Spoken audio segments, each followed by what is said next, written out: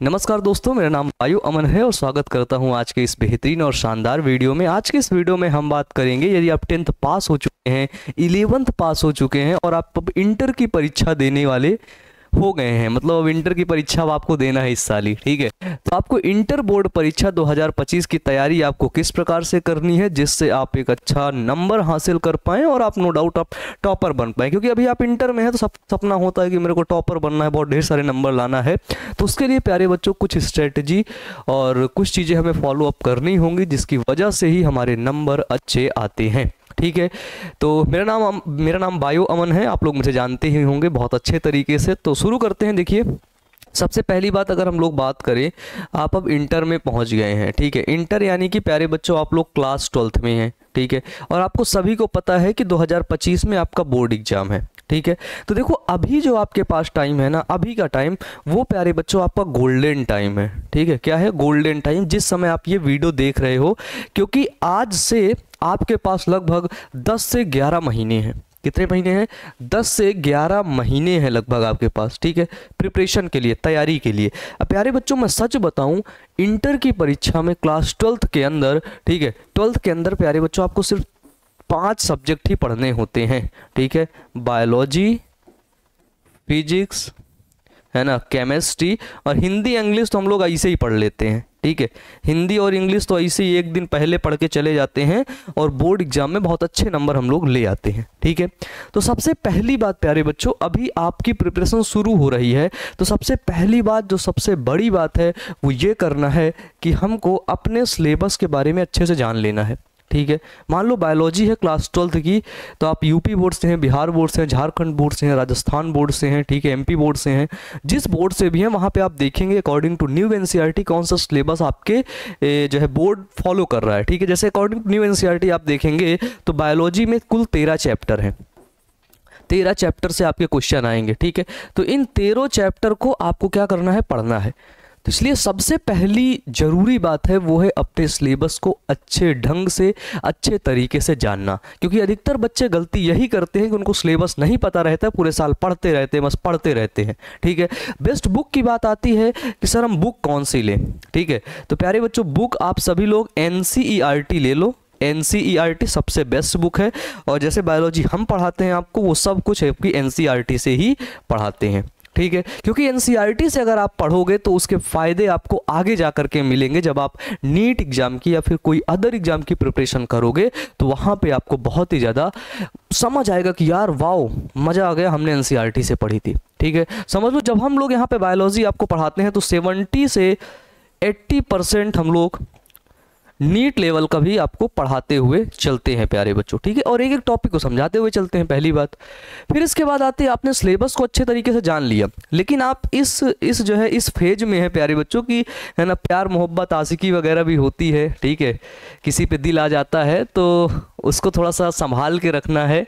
और no doubt आते हैं दिल यार, कोई बात नहीं, है ना। अगर किसी से इतना ज़्यादा वो फीलिंग्स आ रही हैं तो कोई बात नहीं यार, परेशान मत हो, लेकिन ये एग्ज़ाम को आप दे लो, ठीक है।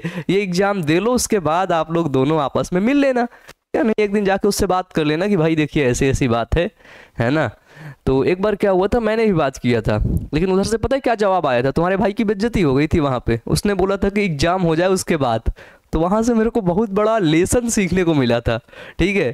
फिर एग्जाम के बाद मैं कहाँ वो कहाँ, सब लोग इधर उधर हो जाते हैं, ठीक है। तो कोई बात नहीं, ऐसा होता है प्यारे बच्चों, तो उसमें ज़्यादा तनाव नहीं लेना है, ठीक है, सबसे पहली बात। क्योंकि ज़्यादा डीमोटिवेशन, डिप्रेशन उसी चीज़ को लेकर के आता है, तो उसको लेकर के हमें जीवन में ज़्यादा तनाव नहीं लेना है, ठीक है। जिसकी सबसे पहली हमें प्राथमिकता देनी है, प्रायोरिटी देनी है, सबसे पहले हमें वो काम करना है, ठीक है। जैसे अभी आपके पास 12th का बोर्ड एग्जाम है, अभी सबसे मेन गोल है 12th का बोर्ड एग्जाम, ठीक है।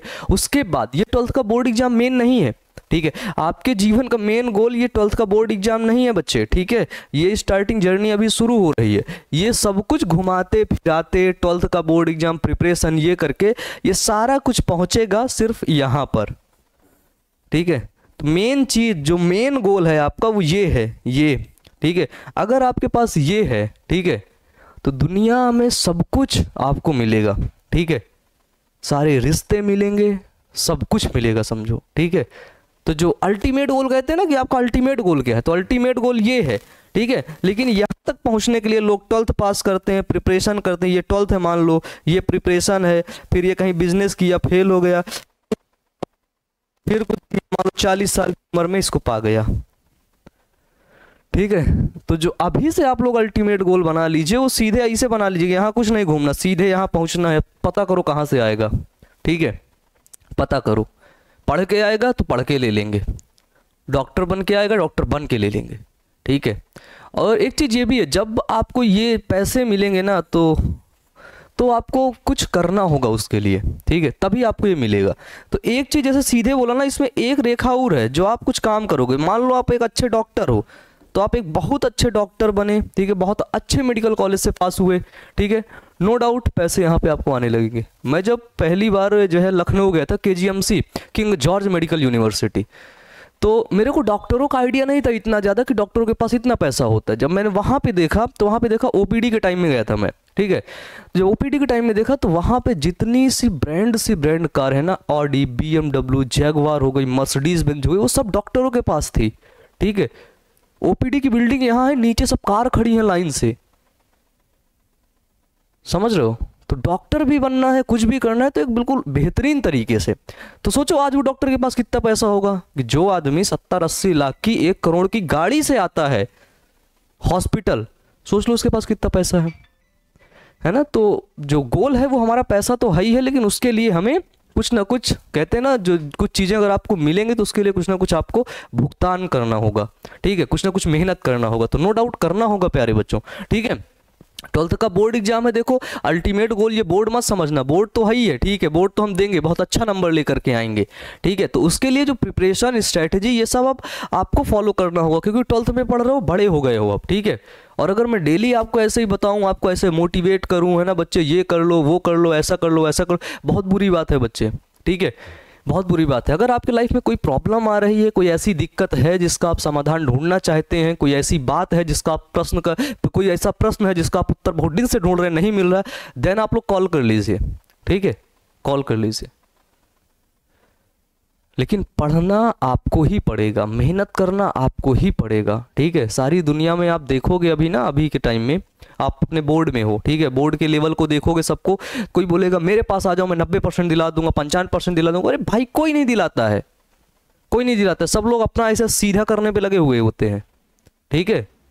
इसलिए जितनी मेहनत करनी है, जितने एफर्ट्स डालना है वो तुम्हें खुद डालना होगा, पूरी मेहनत बेटा तुम्हें खुद ही करनी होगी, ठीक है। इसलिए अच्छे से मेहनत करो और पढ़ना तो पड़ेगा, ठीक है। अगर 12th में टॉपर बनने का सपना देखे हो ना तो पढ़ना तो पड़ेगा। और अगर तुम्हें ऐसा लगता है कि बिना पढ़े मैं टॉपर बन जाऊंगा तो ऐसा कभी हो नहीं सकता है प्यारे बच्चों। मेरी बात कड़वी है लेकिन ये 100% सत्य है, ठीक है। और अगर पैसे देके तुम पास हो गए तो बात ही अलग है ना। बाकी पैसे तो चलते नहीं है, बहुत कम चलते हैं ना, लगता है, ठीक है। तो चलो अच्छे से पढ़ते रहना। और देखो एक चीज़, सिलेबस के बारे में जान लो, और सिलेबस को हमें डेली पढ़ना है, ठीक है, डेली पढ़ना है। और लाइफ में कभी कभी उतार चढ़ाव आते हैं, देन उनको हम लोग मैनेज कर लेंगे, उनको साइड करेंगे, ठीक है, उनको इग्नोर करेंगे और आगे बढ़ जाएंगे, ठीक है, और आगे बढ़ जाएंगे। क्योंकि बच्चे जितनी ज़्यादा आपके पास नॉलेज होगी ना उतना ज़्यादा आप शांत होने लगेंगे, ठीक है।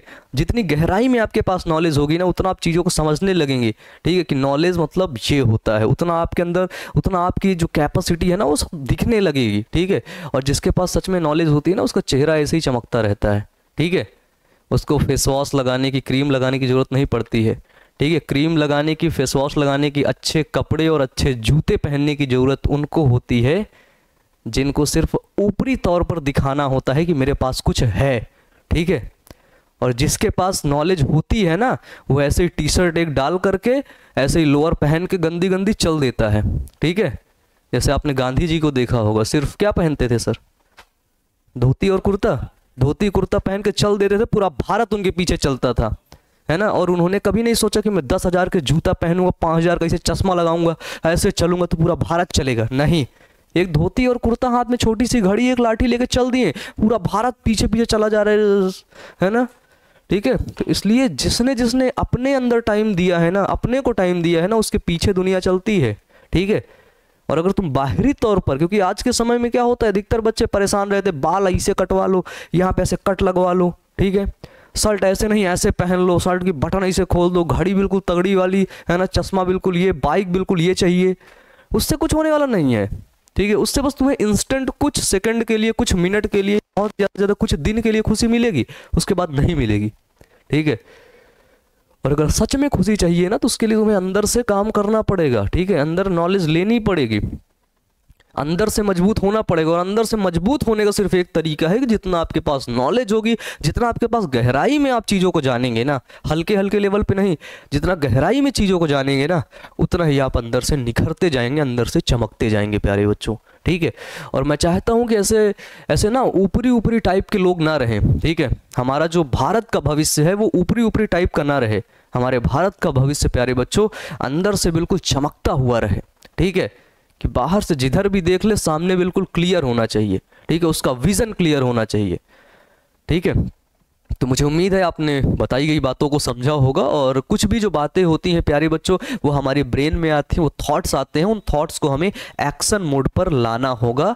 और ये एक्शन मोड पर लाने का काम मुझे सोचने पर आपको मजबूर करना मैं कर देता हूँ, कि आपको सोचने पर मजबूर कर देता हूँ। और काम करना प्यारे बच्चों आपको ही पड़ेगा, ठीक है। और काम करते दौरान कोई दिक्कत आती है, तुम्हारा भाई bio Aman as a biology teacher and mentor आपके साथ है। Wish you all the best.